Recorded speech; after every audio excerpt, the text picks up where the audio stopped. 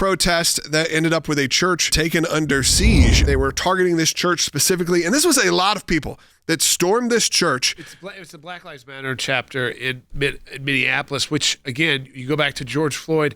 Remember the city that we're talking about here that's been in the news this is the last 10 days. This is a city that can burn. You had Don Lemon there awkwardly kind of bum rushing the pastor who was speaking, we'll play some of those clips a little bit later because it is this very Keith Ellison, also the former situation. congressman who's now the current attorney general, was doing an interview with Don Lemon right before.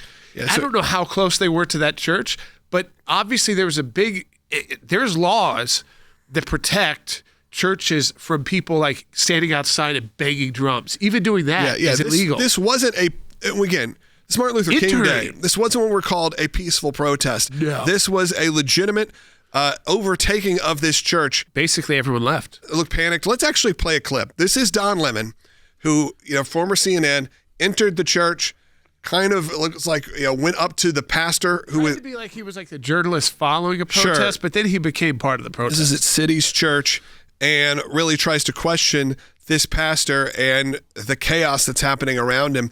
I think it speaks for itself. Take a listen. And we were interrupted by this group of protesters. Yeah. We asked them to leave, and they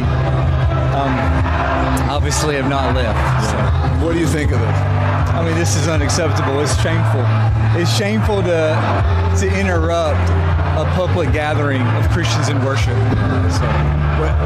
But there were folks who will say, I have to take care of my flock. Okay, but listen, we live there's a Constitution and the First Amendment to freedom of speech and freedom to assemble and protest. Yeah. We're here to worship. We're here to worship Jesus because that's the hope of these cities.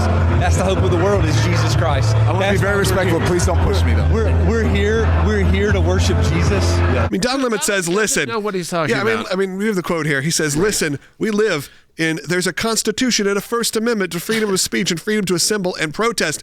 Of course there is. That's not what is happening in this moment. There's also freedom of religion within the First Amendment that Don Lemon leaves out as well. But these individuals, these quote-unquote protesters, it wasn't just, as the news has tried to say, that they were going after what seemed to be a connection between a pastor there, not the one that's in that video, and ICE, and maybe being an acting field director.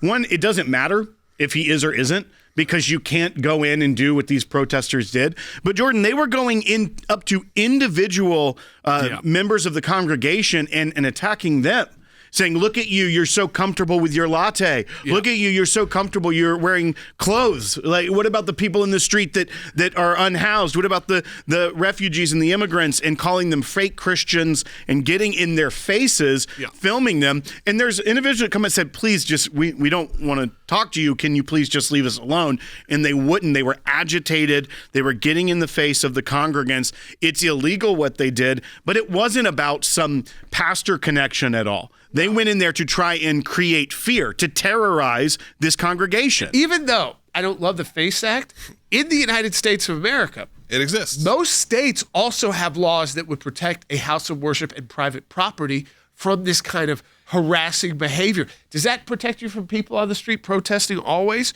No, but houses of worship under federal law today, if you're making noise, if you're disrupting, that alone is enough for you to be charged criminally federally. You could be a federal criminal for the rest of your life. This red line is being crossed where houses of worship are not seen as sacred, are not given reverence by even people that don't believe, that they're going to go in there and they're going to get in the face of worshipers. And Don Lemon, said the quiet part out loud. That was the goal. When he saw people leaving the building, we should play this. This is Bite 9. He's trying not to slip on the sidewalk, so it's a little disjointed, but you'll get the point. Bite 9, Don Lemon. Watch this guy here. Look, he's hugging his kid. I just imagine it's uncomfortable and traumatic for the people here. But again, careful. It's very slippery right here. Yeah. It's uncomfortable and traumatic for the people here, but that's what really, careful, please, really slippery. I'm not kidding. That's what protesting is about. And so, Logan, protesting is about. He says it's uncomfortable and traumatic. They're creating trauma. And he says that's what protesting is about. Yeah. No, It's not about going into a church and causing trauma. What we have here now is Don Lemon saying the reason people are protesting is to make you uncomfortable, to make kids traumatized. That should not be the goal of a protester. The goal of a protester should be to protest the issue and to hopefully make change, make an impact. We take for granted sometimes in the United States that you go by a place to worship. It doesn't mean that you're a Christian. It doesn't mean that you're Muslim or Jewish, but you respect those places of worship. You don't even kind of think about that as a place to go and protest. Do you really expect Keith Ellison, the Attorney General of Minnesota, is going to launch a major investigation? Because every one of those people could be arrested under state law today. Their homes could be no knock.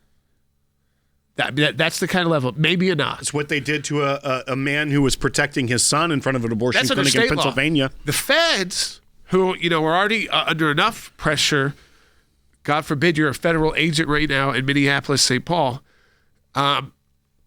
they also, based on what I've saw just from the video, could absolutely show up at every one of those people who are on that video and everyone they can figure out through Facebook at their home or place of work and arrest them and charge them with federal crimes so that for the rest of their life, like so many pro-life protesters, they are federal criminals. It carries with them.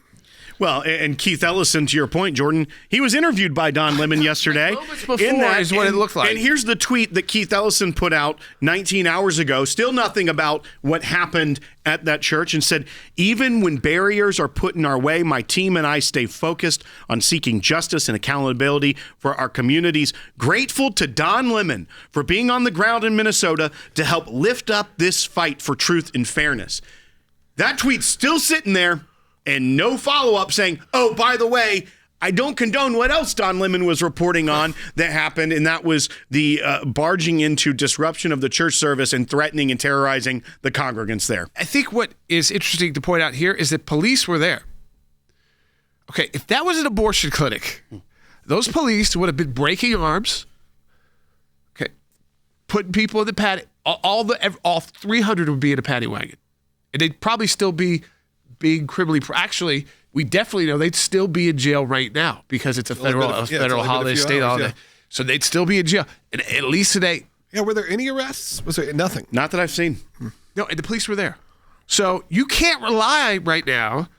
If you're a churchgoer in Minneapolis, St. Paul, the police can literally be outside your church and they will not enforce the law that's on the books.